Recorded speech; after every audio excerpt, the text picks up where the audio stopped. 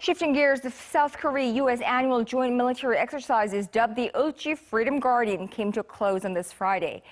North Korea condemned the annual drills, but what was unusual, the way it slammed Seoul and Washington.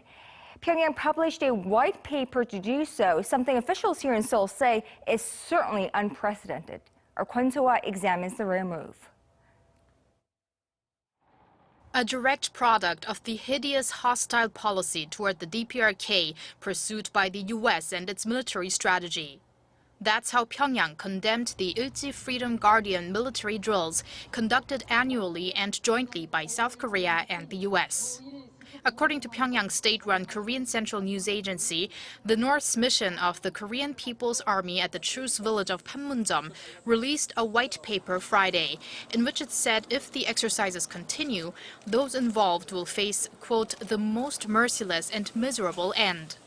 South Korea's government sees the announcement in this format as very rare. North Korea has expressed its strong stance against the UFG continuously in the past, through various means such as statements, but the release of a white paper seems to be an aim to publicize its organized stance. The UFG drills, which began on August 22nd, wrapped up on Friday, involving 50,000 Korean and 25,000 U.S. military personnel, along with 9 other countries that provided forces to the United Nations Command. It involved preparing for a preemptive strike on a North Korean nuclear or missile base during a crisis.